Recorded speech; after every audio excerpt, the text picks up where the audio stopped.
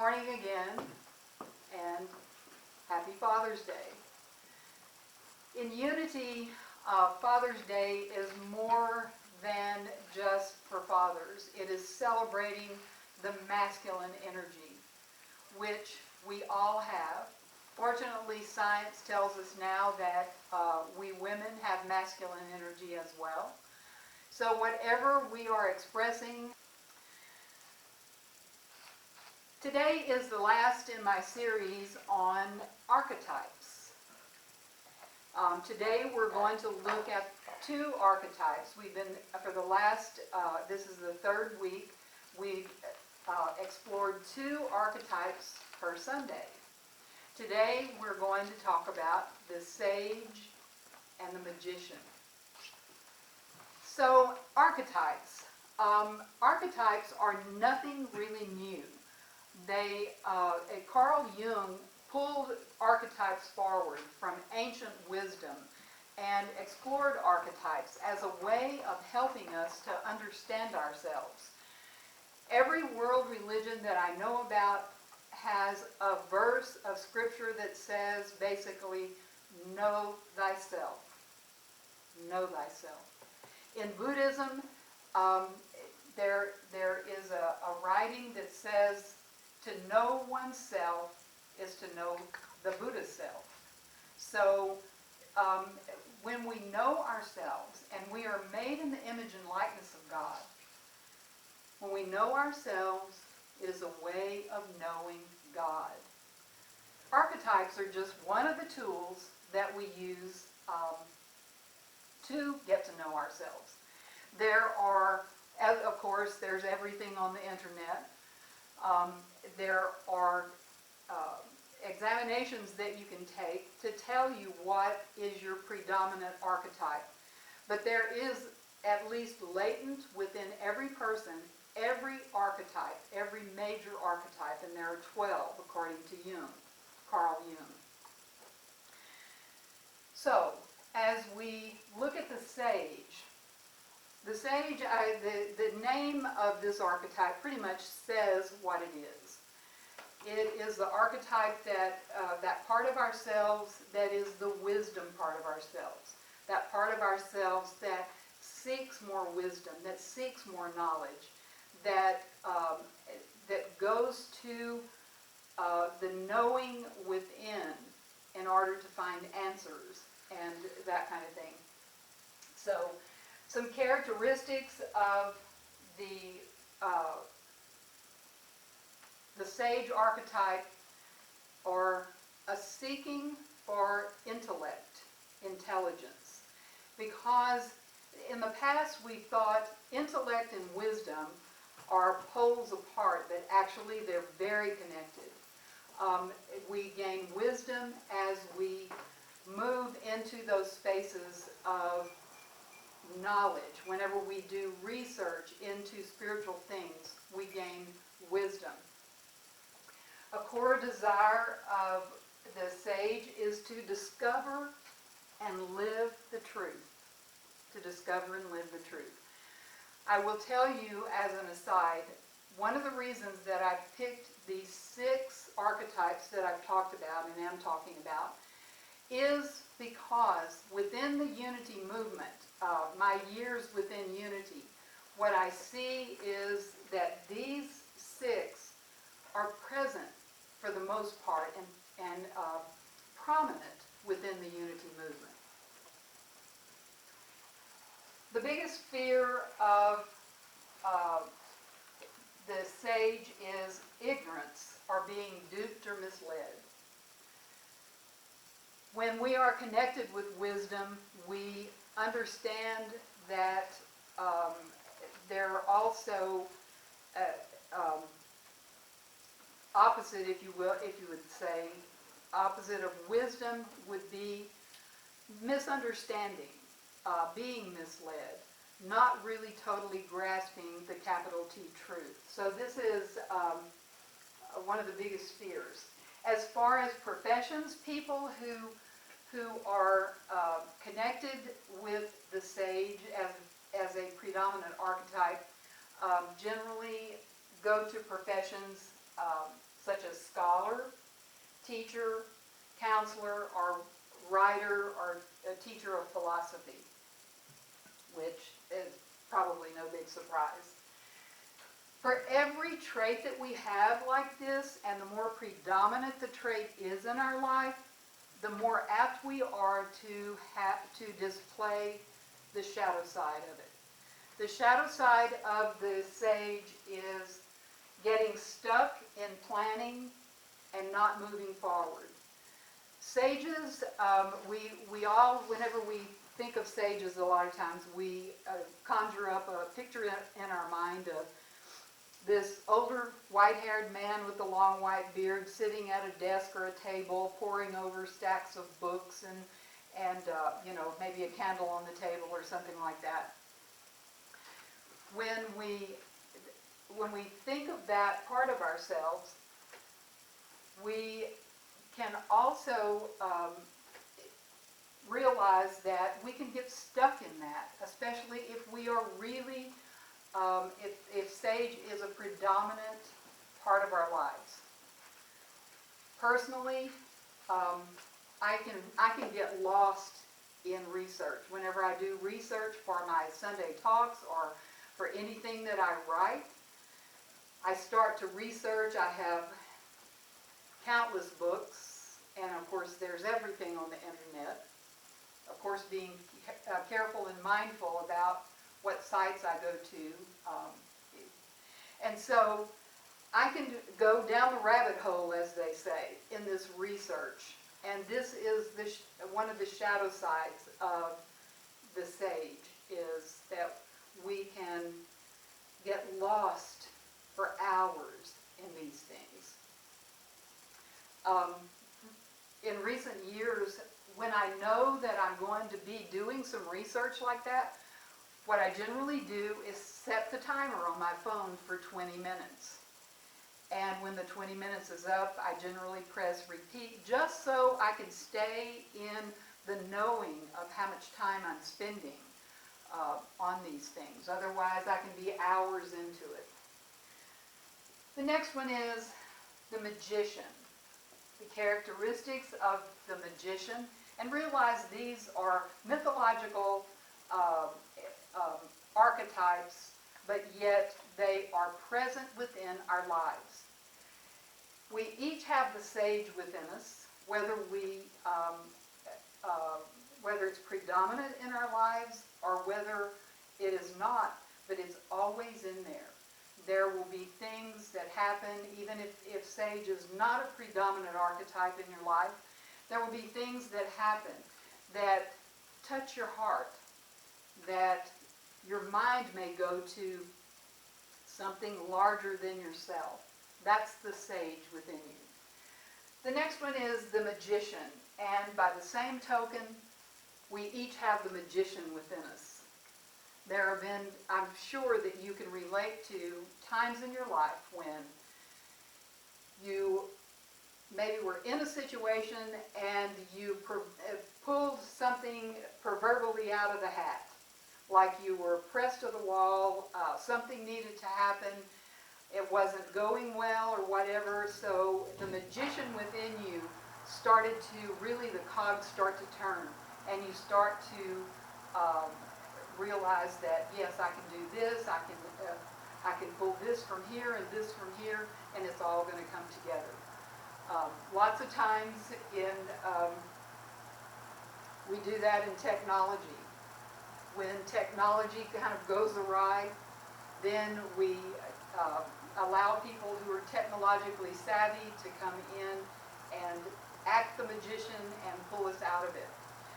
This past week, I was virtually at the Unity Convention, and it was Monday through Thursday, and there were several times that the magician showed up, pulled us out of the technological difficulties that we were having.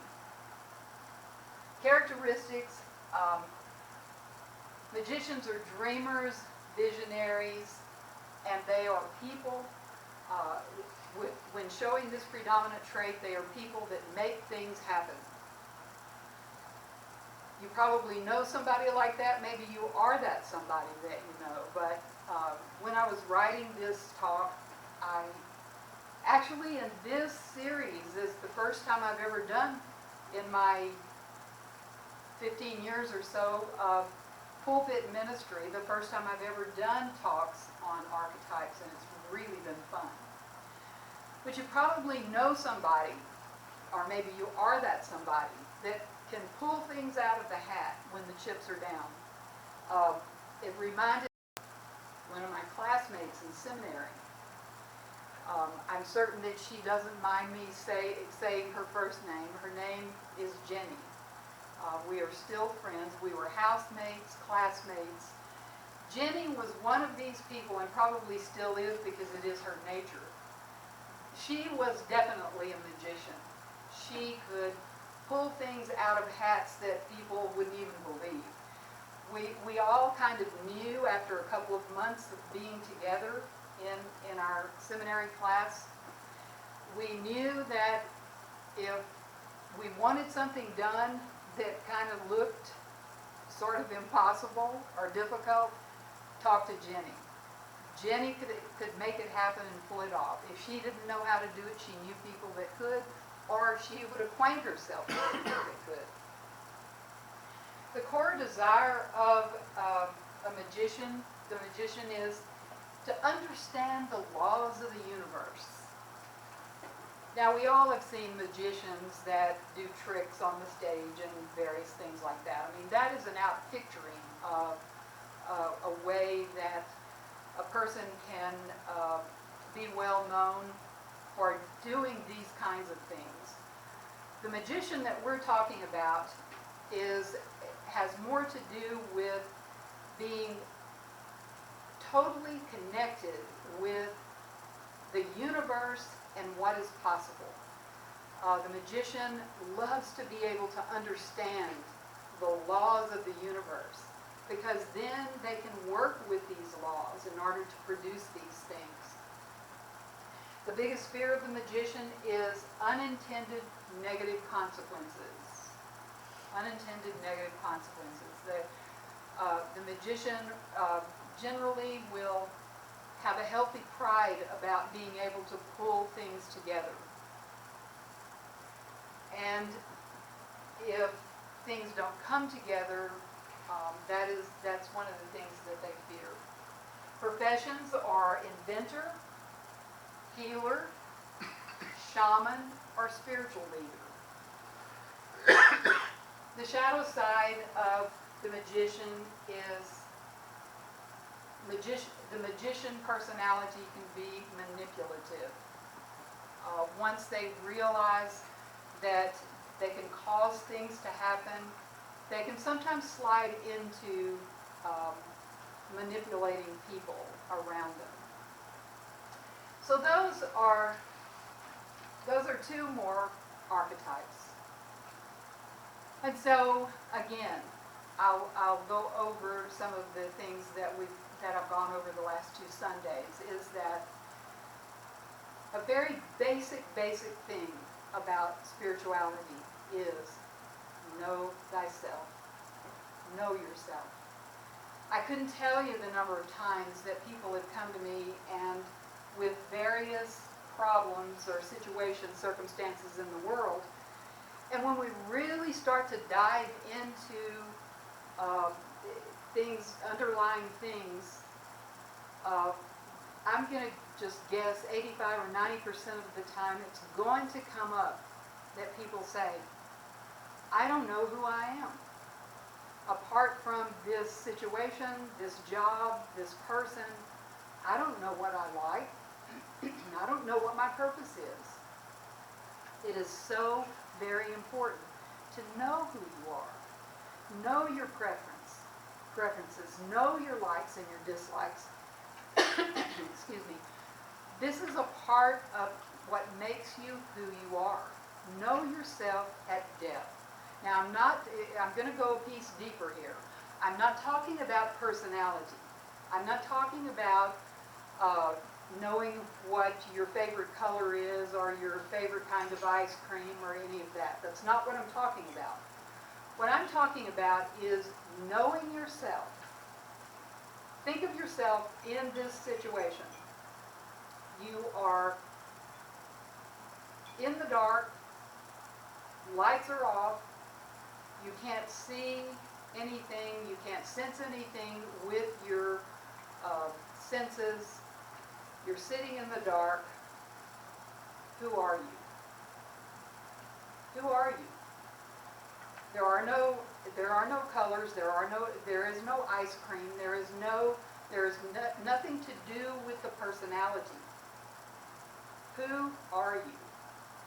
What are your strengths? What things do you bring to your life that are predominant, that then will enhance the world? Because we are each here with strengths. There are no exceptions. We are each here with certain strengths. These strengths have the potential to enhance our lives, thereby enhancing the world around us. And the way that we can use these strengths is to know what they are.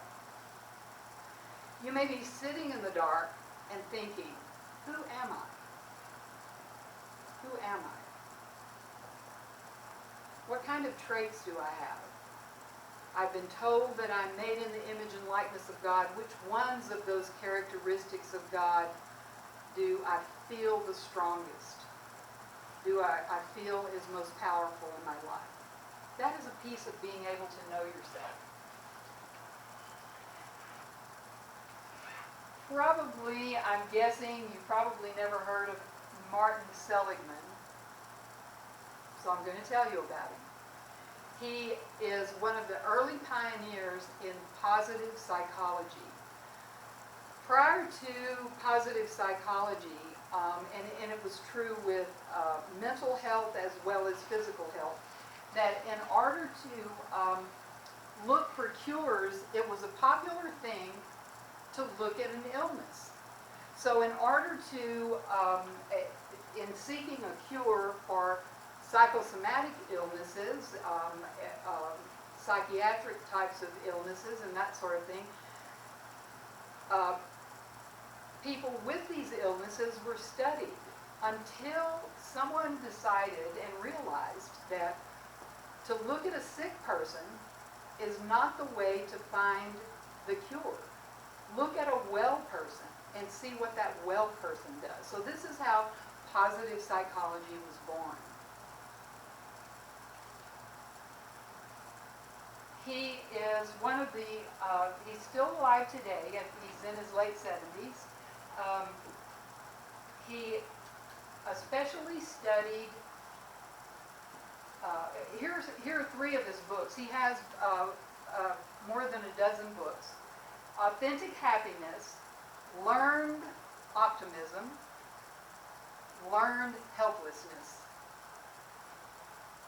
Learned helplessness. Now that is huge, and that was a big part of what he studied, learned helplessness.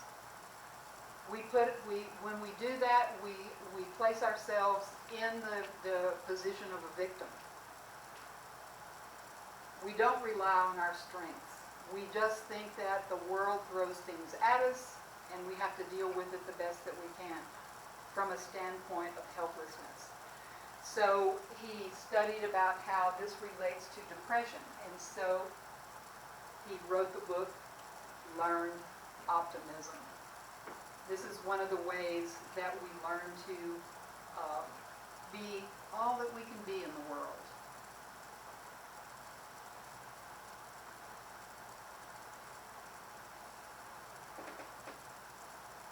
Carl Jung said, knowing oneself makes one independent and links one to the infinite. There again, just reiterating that we link ourselves to God, to the infinite, by knowing who we are.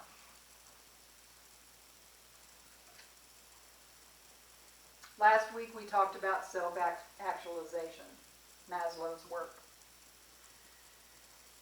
If you are going to be all that you came here to be, You must know yourself. There's no way around that. If you are going to reach self-actualization, to reach even close to your full potential, and live the life that you were intended to live, you absolutely must know yourself.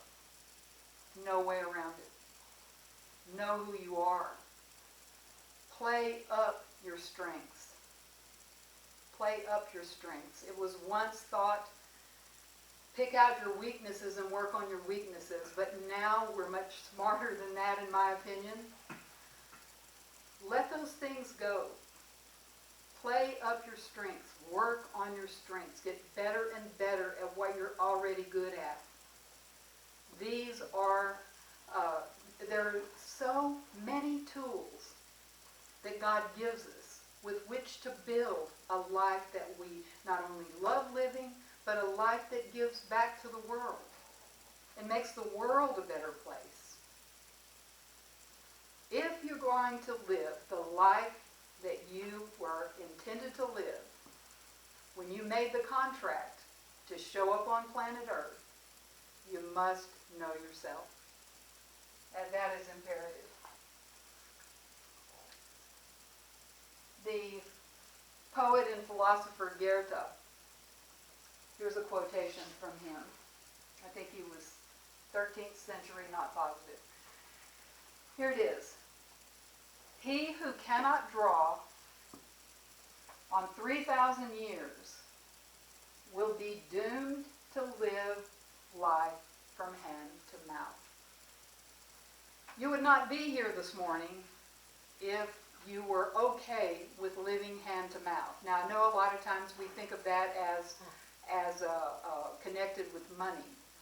But in this case, in addition to that, he's talking about hand to mouth as far as growing as a human being, growing in consciousness. If we cannot draw on the things that we know and the tools of the last 300 years, we are doomed to live from hand to mouth, not moving very far out of where we showed up, and not giving our gift to the world. So, I hope you got it. That you have so many tools with which to build a life that you love living. The thing is to pick out the tools that work for you. Archetypes are just one of those tools. There are many tests that you can take that help you if you can't see yourself in any of these archetypes, or if you don't really feel like you know yourself. There are things like the Enneagram, the Myers-Briggs. Generally at colleges, even community colleges, you can take the Myers-Briggs. Will help you to be able to start to understand yourself if you're currently in a place that you don't really know yourself at the depth that you wish you did. So in closing, trust the higher power that is within you. Trust your higher power. This higher self, this divinity within, will lead you wherever you need to go in order to reach your full potential while you're here on Earth. When I first found out about Maslow's hierarchy of needs and saw that triangle with the peak that said self-actualization, I mean, instantly I was hooked. I'm just remembering it in the moment, so I don't have it written down, but there is a part of a poem or a quotation that says, don't live life in a safe kind of way. Don't live life where you do the things that are expected of you, you do what other people expect, and you stay under the radar, low-key, and you make it safely to death. The thing to do is explore the world. Be adventurous. Find out who you are. And skid in on your last day completely used up. To me, that's self-actualization. So whatever that means to you, it means different things to different people. Whatever self-actualization means to you, use your tools. Find out who you are. Find out your strengths and work with your strengths. Trust the voice within. Trust your higher self. Trust the Holy Spirit, whatever phrase or word that you want to put to it. Trust that voice within. If you don't know that voice, then get to know it. Learn it. Hear it. Follow its directions. And so, now we are going to move into our time of meditation. And so, I invite you now just to close your eyes.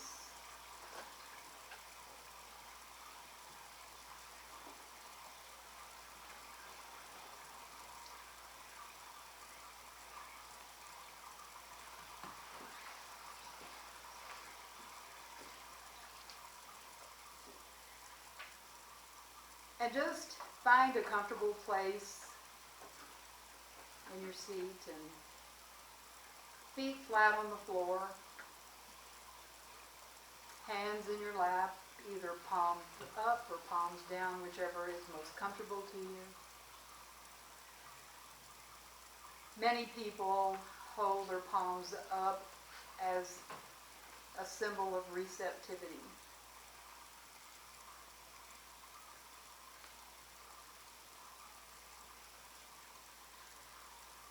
And just allow yourself a moment of releasing the words that you've heard, the thoughts that you've held. As best you can, just slow down your thoughts. And open yourself. Be open and receptive to whatever is going to come your way.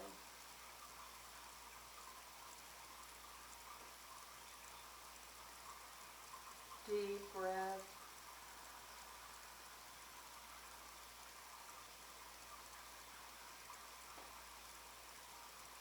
Allow yourself to feel the presence of Spirit.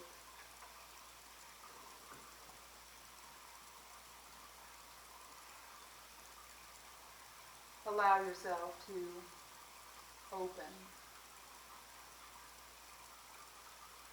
It is always safe to open to Spirit. Open your heart, open your mind.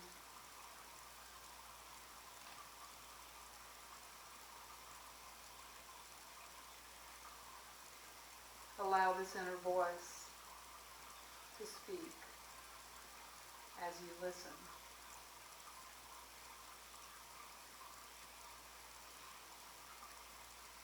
Open and receptive.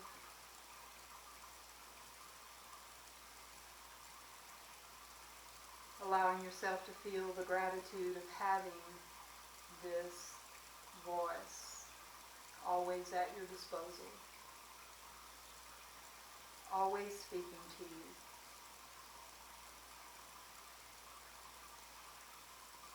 Seven days a week, 24 hours a day, always speaking to you. And so now, simply listen.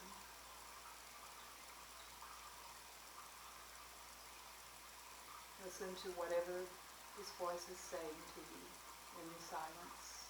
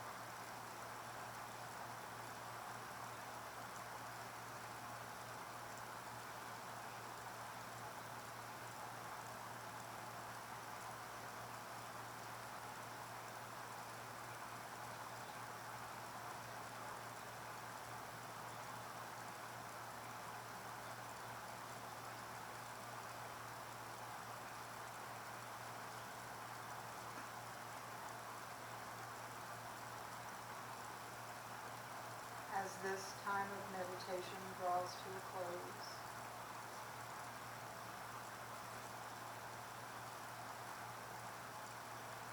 we continue to constantly, consciously keep our hearts and our minds open.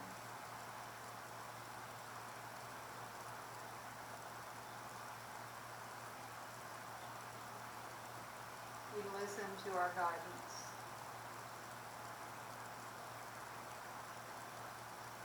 We hear that guidance and we act on it.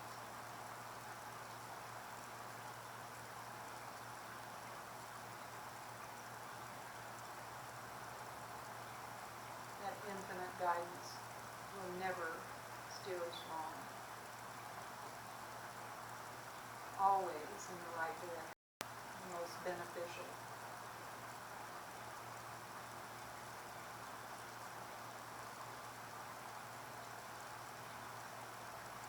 And so we allow ourselves to feel the gratitude of having spent this time. Feel the gratitude of all of the many blessings that are in our lives and in the world.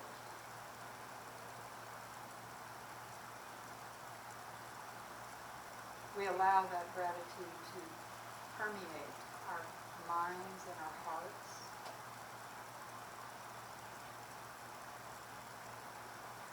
As we move into the rest of our day, listening, always listening.